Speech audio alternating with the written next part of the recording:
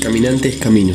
Nos encontramos para abrir páginas de la obra de George Ivanovich Gurdjieff. La vida es real solo cuando yo soy.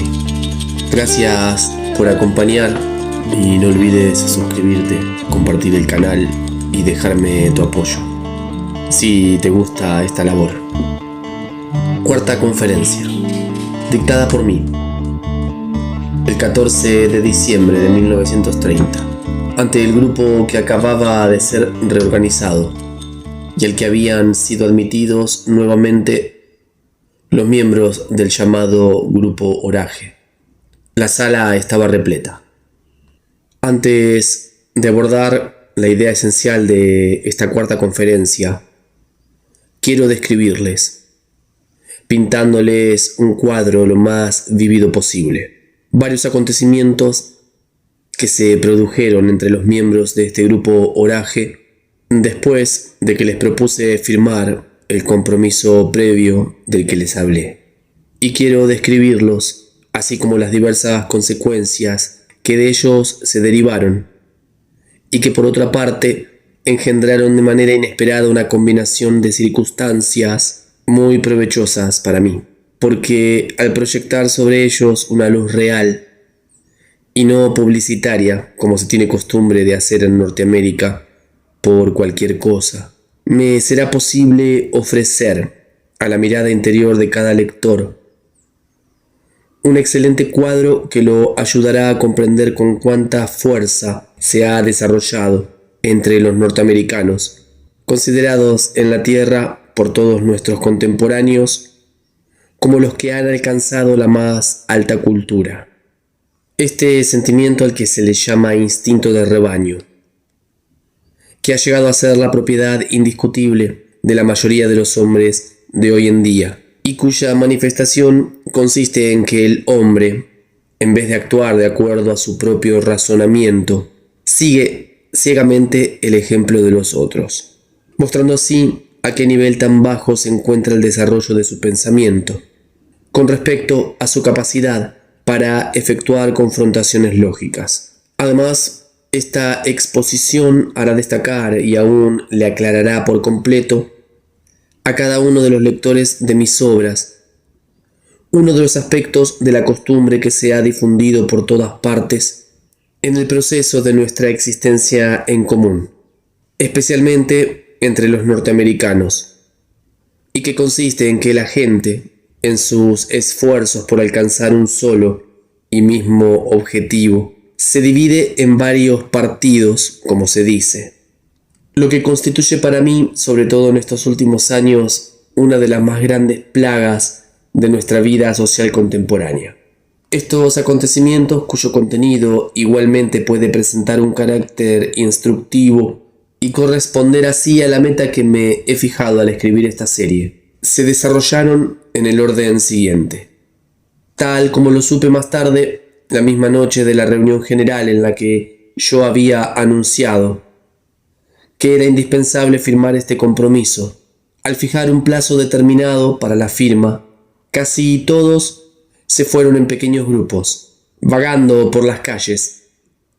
refugiándose luego en los diversos childs nocturnos o en los apartamentos de aquellos cuyo tirano doméstico, común a todo matrimonio contemporáneo, estaba ausente aquel día, para deliberar allí y discutir apasionadamente hasta el amanecer lo que había que hacer. Al día siguiente, desde el alba, reanudando sus conversaciones y sus llamadas telefónicas con aquellos compañeros que no habían asistido a la reunión general, continuaron su intercambio de pensamientos y de opiniones, siendo el resultado de todas estas discusiones que en la misma noche se llegaron a formar 3 partidos independientes, cada uno con una actitud diferente con relación a todo lo que había sucedido. El primer partido estaba formado por los que habían decidido no solo firmar el compromiso que yo exigía, sino conformarse sin reserva en el futuro a todas las órdenes e indicaciones que yo les diera personalmente, con exclusión de cualquier otra. El segundo grupo, a los que en cuyo psiquismo, durante este corto periodo de tiempo, y por razones incomprensibles, al menos desde mi punto de vista, se había formado un factor extraño, incitando al conjunto de su singular individualidad a no reconocer nada que viniese de mí, sino al permanecer fiel a aquel que había sido para ellos durante varios años, según la expresión de uno de ellos, no solamente su maestro y su guía, sino más aún, en cierta manera, su tierno padre, a saber, el señor Oraje. El tercer partido comprendía a los que postergaron su decisión, en espera de una respuesta al telegrama que habían enviado al señor Oraje, preguntándole qué es lo que deberían hacer. Todos los que se adhirieron al primer partido, hasta el último de ellos, habían firmado el compromiso antes de la expiración del plazo previsto. En el psiquismo de los que formaban el segundo partido, como luego se hizo evidente,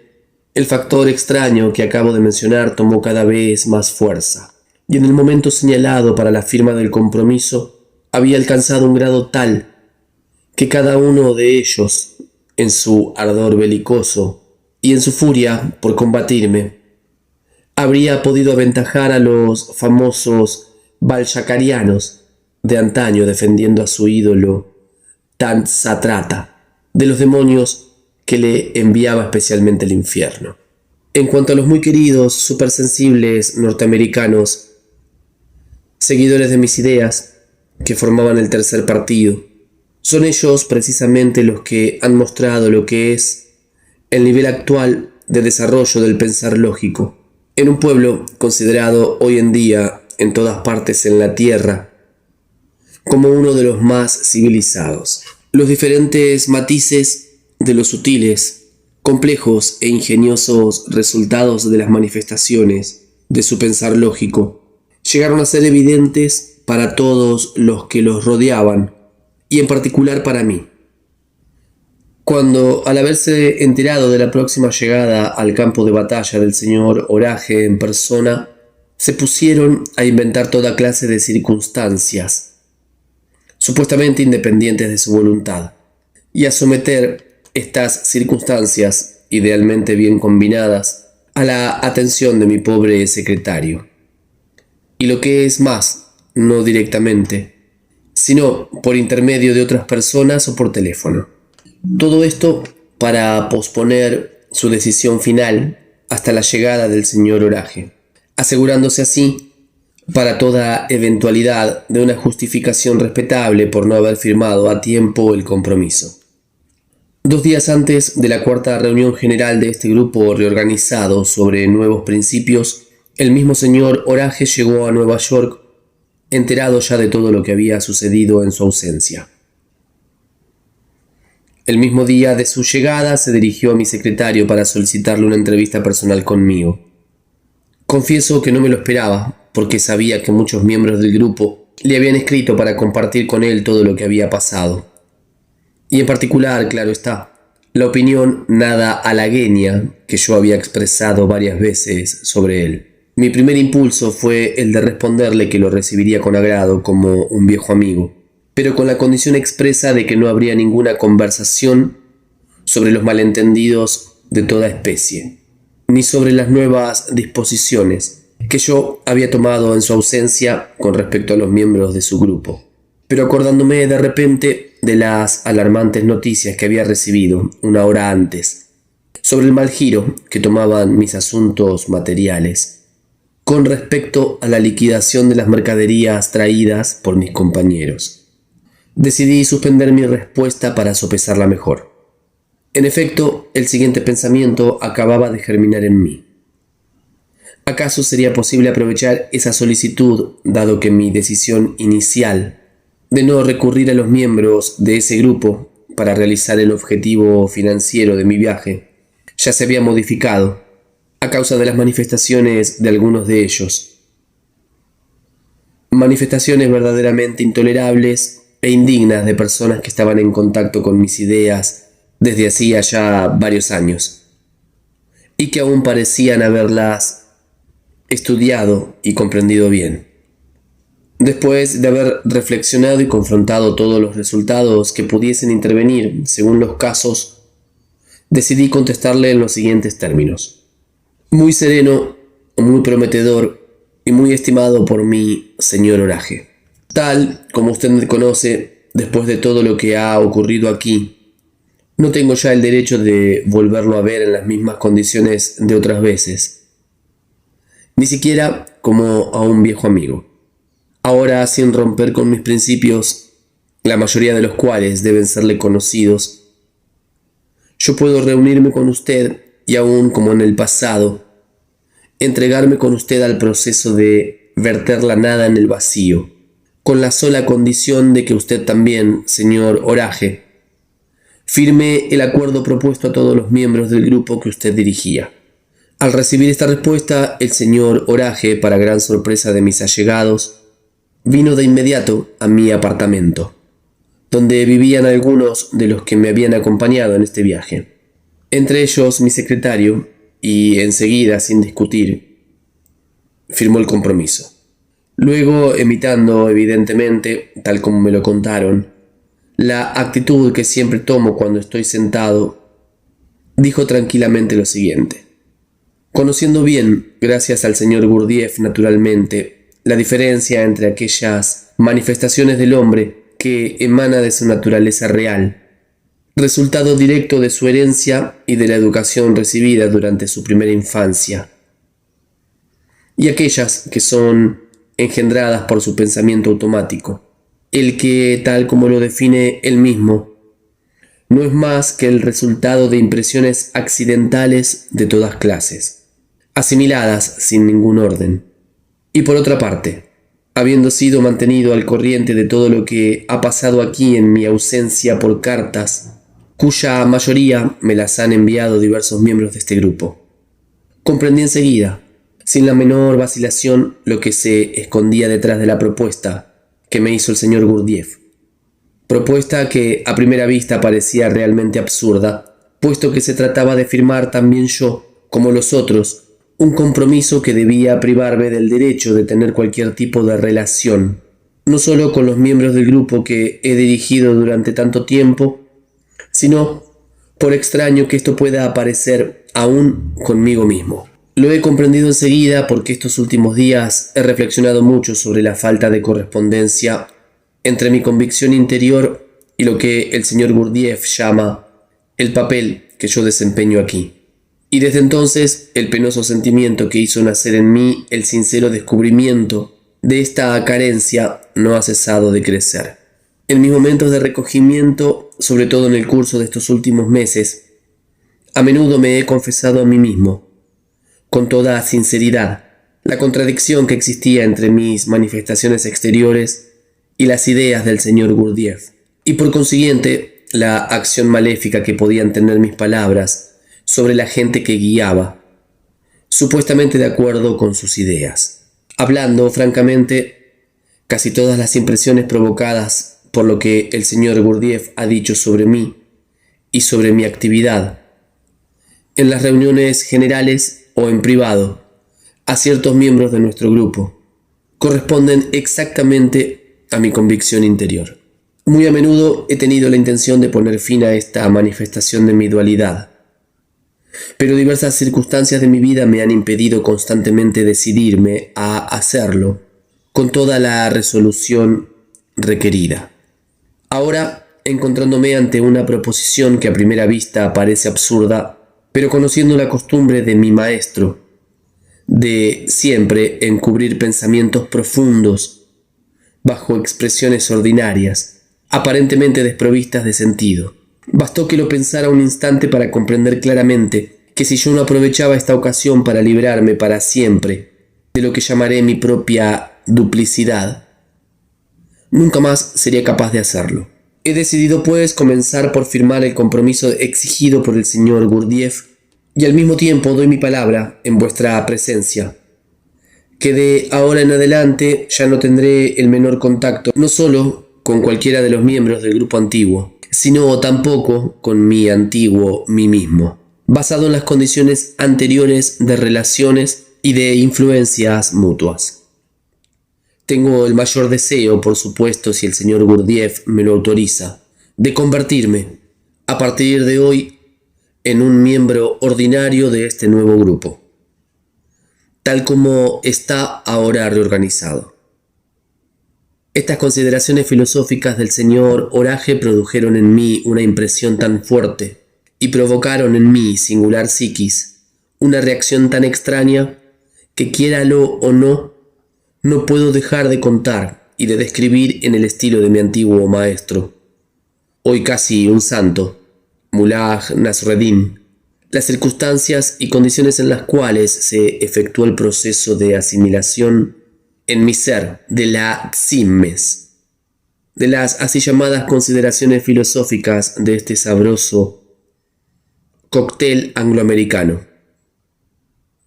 El señor Orage, que durante varios años fue en cierta forma el principal representante e intérprete de mis ideas en Norteamérica.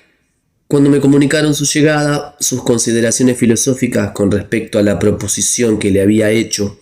y su decisión de firmar él también este compromiso, yo estaba en la cocina preparando, como dicen mis parásitos, el plato o centro de gravedad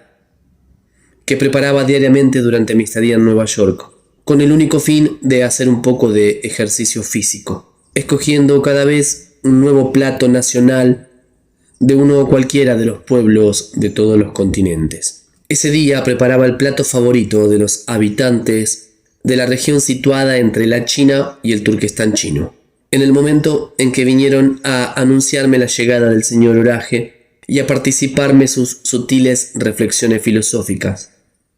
yo estaba batiendo yemas de huevo con canela, jengibre y pompadori. Y desde que resonó el eco de ciertas palabras que él había pronunciado, quién sabe por qué, justo en el centro,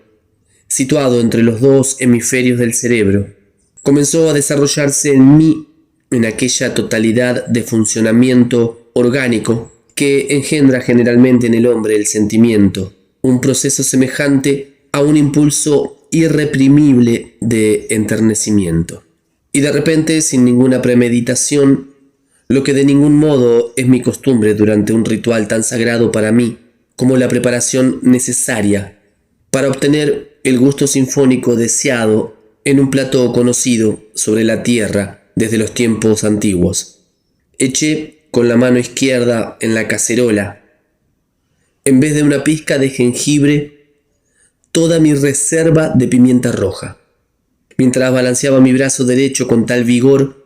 que le asesté un golpe en la espalda a mi pobre secretaria musical que estaba lavando la vajilla. Luego me precipité a mi habitación, me tumbé sobre el sofá y enterrando la cabeza en los cojines, que dicho sea de paso, estaban medio comidos por la polilla, me puse a sollozar, llorando a lágrima viva. Y continué sollozando sin motivo razonable, dominado solo por el sentimiento que me poseía por completo y que continuaba por inercia, hasta que mi amigo, el doctor que me había acompañado a Norteamérica, habiendo notado por azar en mí los síntomas de un estado psíquico insólito, irrumpió en la habitación con una enorme botella de whisky escocés, especialmente fabricado para los norteamericanos. Después de haber tomado este remedio de su invención, me sentí psíquicamente más calmado, pero las contracciones que habían surgido en la mitad izquierda de mi cuerpo no dejaron de persistir hasta la hora de cenar, es decir, hasta el momento en que, a falta de cualquier otro alimento, nos vimos obligados, yo y todos los que me rodeaban, a ingerir el plato que tan inmoderadamente había condimentado con pimienta.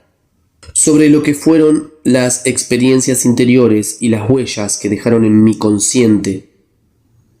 las asociaciones engendradas en mi pensamiento por este plato tan inmoderadamente condimentado con pimienta, no hablaré aquí, porque acaba de surgir en mí la idea de hacer de esta información el punto de partida de cierto estudio instructivo altamente edificante. relativo al psiquismo del hombre contemporáneo nacido y criado en el continente europeo. Estudio que me propongo desarrollar bajo todos sus aspectos en uno de los libros siguientes de esta tercera serie de mis escritos. En cuanto a la manera en que utilicé, por metas justas en el sentido objetivo, las manifestaciones del modo de pensar propio de la civilización contemporánea, y que había desarrollado hasta el más alto grado en estos típicos representantes de los norteamericanos, lo que sigue se los mostrará. Cuando al día siguiente de la visita del señor Orage comencé a recibir, desde las primeras horas de la mañana, numerosas solicitudes de sus seguidores, casi implorándome a inscribirlos como miembros de este nuevo grupo, di la orden de responderles a todos lo que sigue. La primera condición será, para aquellos que no hayan firmado el compromiso en el tiempo requerido, pagar una multa que ascienda a una suma de dólares correspondiente a las posibilidades materiales de la persona en cuestión, suma que será fijada por un comité de varios miembros del antiguo grupo, especialmente escogido para este fin. La segunda condición será que todos aquellos que hayan cumplido la primera, es decir, el desembolso inmediato de la multa que les habrá sido impuesta, y que en ningún caso les podrá ser restituida, serán inscritos para comenzar, tan solo en calidad de candidatos al nuevo grupo, y solo después de una espera determinada es que serán designados, según que hayan satisfecho o no las nuevas condiciones, aquellos que serán dignos de quedarse en calidad de miembros verdaderos y aquellos que deberán, sin recurso posible, abandonar el grupo. El mismo día constituí una comisión de 4 miembros que, de acuerdo conmigo, establecieron 7 categorías de multas. La primera multa, la más elevada, se fijó en $3.648. La segunda en $1.824. La tercera en $912. La cuarta en $456. La quinta en $228. La sexta en $114, la última y la más baja en $57. Además de las multas, fijé una tarifa por el acta taquigráfica de las conferencias que había dado durante las 3 primeras reuniones del nuevo grupo exotérico. Todos aquellos que no habían asistido debían conocerlas obligatoriamente para comprender mis conferencias posteriores. Para aquellos que la primera categoría, es decir, para aquellos que habían firmado sin reserva el compromiso, $10. Para los de la segunda categoría, es decir, aquellos que no habían querido reconocer nada que viniera de mí, $40. Y para los que pertenecían a la tercera categoría, es decir, los que habían decidido esperar la llegada del señor Orage, $20. Todo esto dio en total $113.000, suma que dividí en 2 partes iguales, de las que guardé una para mí y la otra debía servir de base para formar un fondo de ayuda mutua para aquellos miembros del primer grupo exotérico que tuviesen dificultades materiales. De esta manera, mi cuarta conferencia, que voy a resumir, tuvo lugar esta vez en presencia del mismo señor Orage y de varios de sus antiguos, podría decirse, colaboradores de primer rango, sentados ahora, dicho sin ánimo de ofenderlos, con el rabo entre las patas y cuyos rostros imperturbables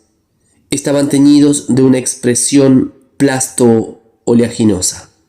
Esa noche, después de la sesión de música en la que, según la costumbre establecida, mi secretario musical tocaba la pieza compuesta en la víspera, seguida de 2 piezas de mis series anteriores, escogidas por la mayoría de los asistentes. Comencé así. Según todos los datos históricos y de acuerdo con un sano pensamiento lógico, el hombre, dada su organización corporal y la complejidad de la forma de funcionamiento de su psiquismo, ante toda percepción y manifestación,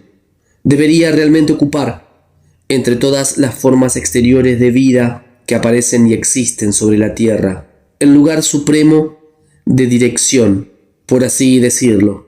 a fin de reglamentar la vida ordinaria velando por su rectitud. y a fin de transmitir indicaciones para la justificación del sentido y de la meta de la existencia humana en el proceso de realización del orden preestablecido por nuestro Padre común. Así es como era realmente al comienzo en el proceso general de la multiforme vida terrestre, como nos lo muestran estos mismos datos históricos. Es tan solo más tarde, a partir del momento en que en el psiquismo de los hombres, y debido sobre todo a su vicio llamado pereza, surgió, aumentando en intensidad en cada generación, ese algo que constriñe automáticamente a su presencia general a desear sin cesar la paz y a esforzarse para obtenerla. Cuando se acrecentó, paralelamente a la intensificación de ese mal fundamental en ellos, su retirada de la vida general que prosigue sobre la tierra. Al igual que la rectitud de funcionamiento de cada órgano relativamente autónomo depende de la rectitud de tempo del funcionamiento de todo el organismo, así también la rectitud de nuestra vida depende de la rectitud de la vida automática de todas las otras formas exteriores de vida que aparecen y existen al mismo tiempo que nosotros sobre nuestro planeta. Puesto que el tempo general de vida sobre la Tierra, engendrado por las leyes cósmicas, se compone de la totalidad de los ritmos de vida, tanto de la vida humana como de todas las otras formas. Toda anomalía de tempo en una de las formas de vida o simplemente su falta de armonía debe provocar inevitablemente una anomalía o una falta de armonía en otra forma de vida. Si he comenzado por abordar un tema tan abstracto y a primera vista tan alejado del que yo había concebido para vuestro interés inmediato, es ante todo porque con el propósito de explicarles hoy el desarrollo de un ejercicio cardinal para la cristalización consciente en ustedes del primero de los 7 datos psíquicos inherentes solo al hombre. Quiero hacerles conocer un aspecto de la verdad objetiva, para cuya precisa comprensión esta digresión de carácter general fue necesaria. Considero importante y para ustedes muy útil el notar que este aspecto de la verdad objetiva que concierne al proceso de la vida humana ha sido constituido siempre sobre la Tierra uno de los secretos fundamentales de los iniciados de todo orden y de todas las épocas, y que su conocimiento podría contribuir por sí mismo, como ya ha sido establecido, a aumentar la intensidad de asimilación de los resultados de este ejercicio cardinal, así como de otros ejercicios similares. Quiero precisamente hablarles de esta totalidad de sustancias cósmicas, que con sus propiedades inherentes representa para nuestra vida humana, así como para las otras formas exteriores de vida, el factor principal de realización, y que constituyendo el segundo alimento sustancial, no es otra cosa que el aire que respiramos. El aire, de donde son extraídos los elementos necesarios para nuestra vida, para ser luego transformados en nuestro organismo en otras sustancias cósmicas, respondiendo a las necesidades generales de la realización universal. Está compuesto, como toda concentración cósmica definida, por 2 clases de elementos activos que tienen propiedades completamente contradictorias en su totalidad. Una de estas 2 clases de elementos activos efectúa un proceso subjetivo con tendencia evolutiva y el otro con tendencia involutiva. El aire, como toda concentración cósmica determinada, se constituye bajo la acción de leyes cósmicas generales y diversas leyes secundarias consecutivas que dependen de la posición respectiva y de la acción recíproca de nuestro planeta y de las otras grandes concentraciones cósmicas de sustancias, y adquiere así una multitud de particularidades específicas. Entre esta multitud de particularidades nos es necesario ahora tomar conocimiento de aquella que siempre ha sido objeto en el proceso de la vida humana de uno de los principales secretos de los iniciados de todo orden y de todas las épocas. Esta particularidad consiste en que, final de la lectura de esta cuarta conferencia, no olvides suscribirte, darme tu apoyo, compartir el canal y colaborar desde Patreon si está en tus posibilidades. Es importante tu participación para llevar adelante esta labor con sus requerimientos materiales. Que los datos psíquicos adecuados se manifiesten en tu camino si así lo deseas. Y nos damos cita para encontrarnos próximamente a leer la quinta conferencia. Un gran abrazo.